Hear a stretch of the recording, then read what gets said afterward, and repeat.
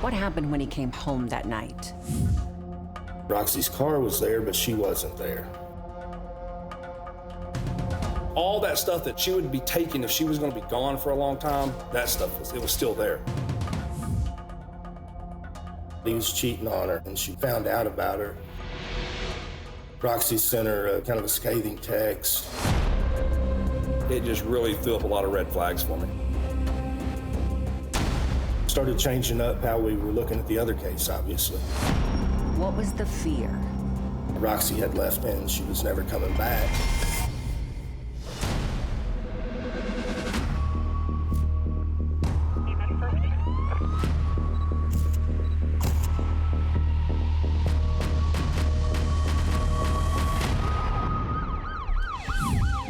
Hi, I'm Nancy O'Dell. Today's Crime Exposé brings us to Broken Bow, Oklahoma, the rural community that made headlines in 2019 when a woman named Roxie Faizy seemingly vanished from her own home. As the search to find her intensified, no one was prepared for what investigators would uncover.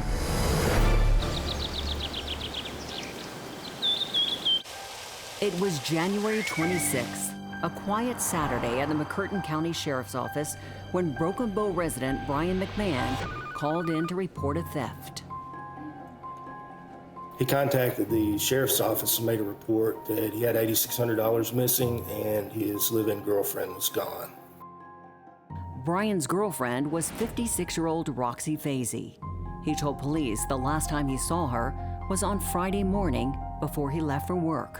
He told us that he got home from work, she wasn't there, her car wasn't there, and so he took a shower and then left and went to the gymnasium to referee the ball game. Came home that night and Roxy's car was there, but she wasn't there. Brian said he tried calling her, but she didn't answer. The next morning he gets up, starts looking around and discovers this money's missing. And then he notices some photographs from the mantle of her children that are gone. Brian told police he was upset Roxy had taken his money and left. He admitted they had been having issues, but were trying to work on it. Officers made a report, but didn't think too much about it. But then a few days later, a second call came in that changed everything. This time, it was from Roxy's daughter in Canada, who wanted to report her missing. She insisted that her mother would never have just run off and that something was terribly wrong. She's like, I talk to my mom every day. If not every day, it is every other day, no matter what. What in her words convinced you that you had to investigate Roxy's disappearance immediately? The mere circumstances of how she was missing for 3 or 4 days. She always talked to her daughter every day and nothing. It just really threw up a lot of red flags for me.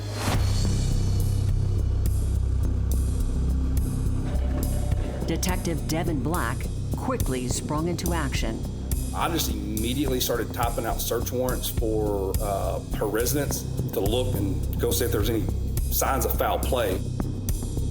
Investigators searched Roxy and Brian's home, and although they didn't find any evidence of a crime, there were certain things that led Detective Black to believe Roxy had not planned on leaving. So what did you find in the home that was so troubling? Being married for 15 years, I know what my wife's going to take if we're going to go on vacation.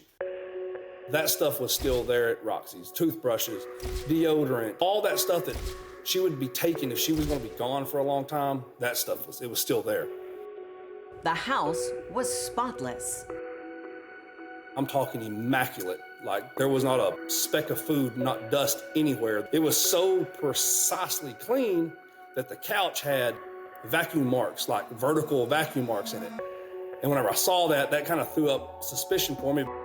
And there was more. Roxy's daughter had told Detective Black to look for a specific pillow that Roxy had from her childhood. She said her mother would never leave home without it. So that was actually one of the items I listed in the search warrant to go look for, and we found it. It was there laying on the bed. Nothing made sense, and detectives got to work trying to create a timeline of Roxy's last known movements. Her last phone call was to a friend. Their plan was to attend a basketball tournament. She made plans to meet her friend at the game that night. She asked her friend to save her a seat. Roxy would call her when she arrived at the gym, and then they would sit together. But she never arrived at the game. But detectives caught a big break when Broken Bow police let them know that they had pulled Roxy over for speeding late Friday afternoon, which proved she was alive earlier that day. This is the actual body cam video of that stop. I don't know how I did it. I'm so sorry. It's fine. Careful. It's fine. You're doing fine. You have a safe weekend. Those words from the officer now seemed haunting. Investigators studied the video and couldn't find anything that made it seem as if Roxy had been upset or wanting to run away. Roxy was happy. She was bubbly with the police officer. In fact, Roxy's daughter confirmed that her mom was more than happy. She was in love. She loved Brian. Like, she would do anything for Brian. She was, I don't want to say obsessed, but man, that was her life, was Brian. Detectives got Roxy's phone records, which showed that she had arrived home around 4 p.m. shortly after being pulled over. But just an hour later, the phone was turned off and she was never heard from again. Investigators had more questions than answers, but one thing was clear. Roxy's sudden disappearance didn't add up. Roxy sent her kind of a scathing text. Very, very confrontational.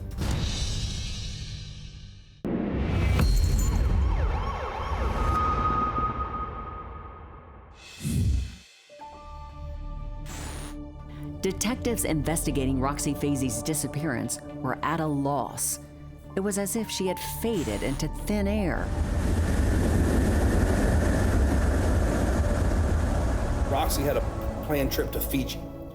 She was excited about it. She went tanning. She had a hair appointment scheduled. Whenever you find someone that has future plans, they don't just leave on their own with no communication with anyone. As the days and weeks began to pass, investigators turned to the media, hoping the publicity might spark some new tips. I got a news crew to come down and get her out on TV, show pictures, and kind of connect people with her. Roxy's boyfriend, Brian McMahon, gave this interview, saying he was completely heartbroken. We're making plans to be together for the rest of our lives. I don't know why she left. But during the interview, he also threw out a theory. I think she met somebody and I went away with him. Was there anything you found that led you to believe that Roxy had a secret boyfriend? We never found anything like that through any of her cell phone data, her messages, her Facebook, any social media events, communications with anyone where she had met anybody.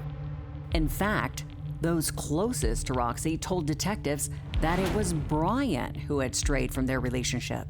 She discussed with various friends about she thought he was cheating on her. But instead of getting upset with Brian, Roxy took it out on the other woman. Roxy found out about her and contacted her and it really took the lady by surprise. Brian met her at the library. He was an avid reader. And Roxy was very jealous. I think she wrote her a letter telling her, you're a home wrecker. And then Roxy sent a final text message to the woman the day before she went missing. The timing seemed almost too coincidental, and investigators wondered if it had led to her disappearance. Without a body and no evidence, the search expanded. Once we couldn't locate her anywhere here, We started using border crossing blogs, registration, TSA. Anytime you fly, you go through the airport. Nowadays, they track everything. Since Roxy's daughter lived in Canada, they reached out to Canadian Mounted Police to observe her daughter's home. They actually went and sat on that house and watched it for a short time to make sure. It turned from a missing person to Oklahoma to a North America missing person. I mean, we looked all over the northern continent. As they were exploring all possibilities, the case suddenly took a dramatic turn. Police got a call from some local property owners whose son had made a grisly discovery. Tell me about the call that came in on March 18th. Their college-age son and his girlfriend had been walking near the water mill, and they thought they saw a dead body. So we get there, and the body is laying face down in this creek, and it's probably 3 feet deep. We don't really suspect it's Roxy, but anytime you have an unidentified body and we have somebody missing, we're curious. What were some of the questions you had about the location the body was discovered? How did she get there? Who would have put her there? This is a homicide.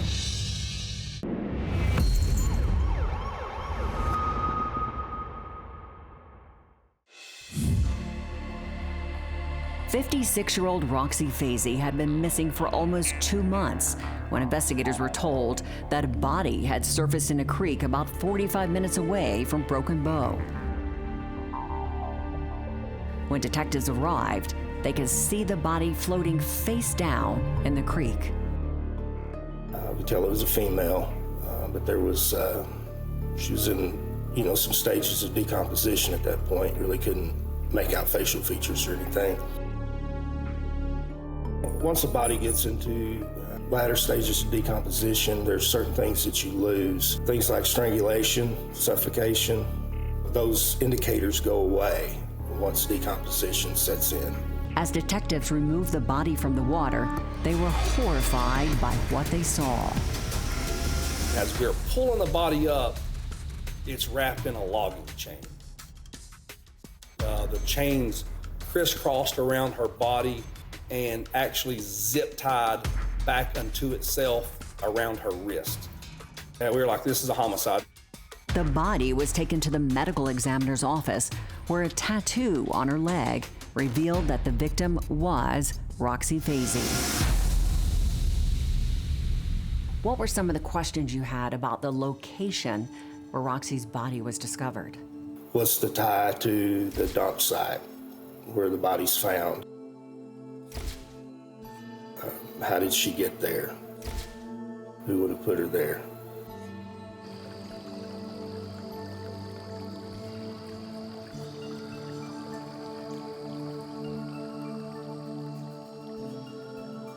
Police spoke with a woman who owned the property. She didn't recognize Roxy's photo, but she did recognize one person in Roxy's life who had been to her home multiple times. It was Roxy's boyfriend, Brian McMahon. He owned a landscaping company and had worked on her property. So we start talking to his employees and asking about chains and their equipment, and one of them was like, yeah, he said, we used to have a chain.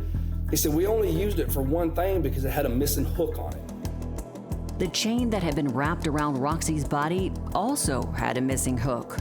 Investigators went to speak with McMahon without telling him he was now their prime suspect. I wanted to see if I could arouse an emotional response out of him. And I said, Brian, we found Roxy, she's dead. Just like that, very cold. Brian just dropped his head for 30 seconds, looked up, and this is the weird response he had. Was she in Oklahoma? Not, how did it happen? Where did you find her? Oh my God, not a tear, not a sob, not anything.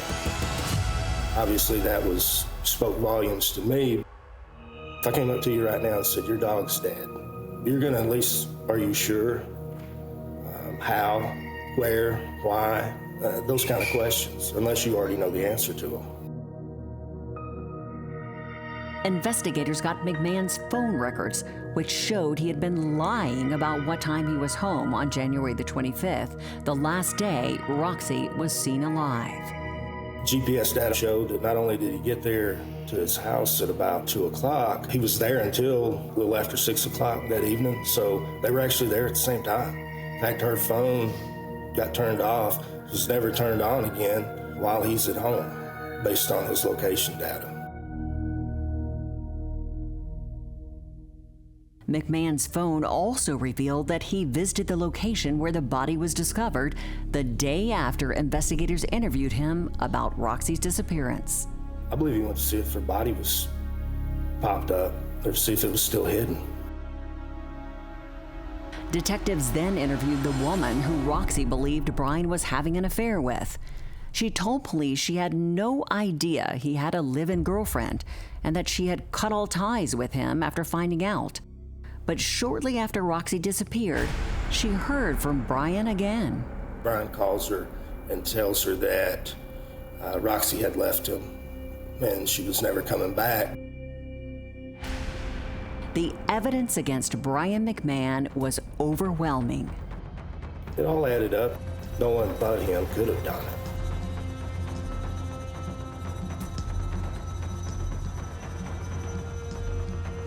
McMahon was arrested and charged for the murder of Roxie Faizy. But investigators still had one more question they wanted to answer. Why did he do it? Investigators believe it was all about money. It turned out McMahon had started over in Oklahoma after getting a divorce in Pennsylvania. He owed her about $65,000, $68,000 somewhere dollars in alimony.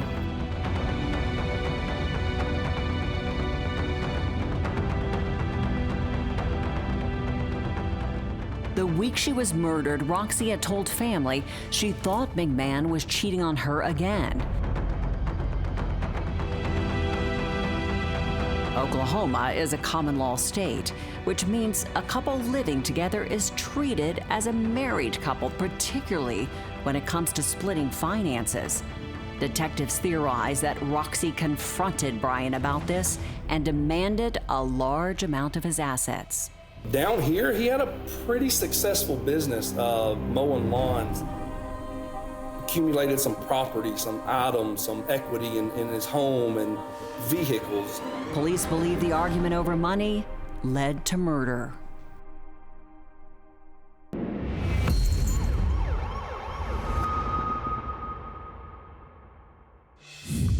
On June 3, 2022, a jury found Brian McMahon guilty of first-degree murder, and he was sentenced to life in prison without the possibility of parole.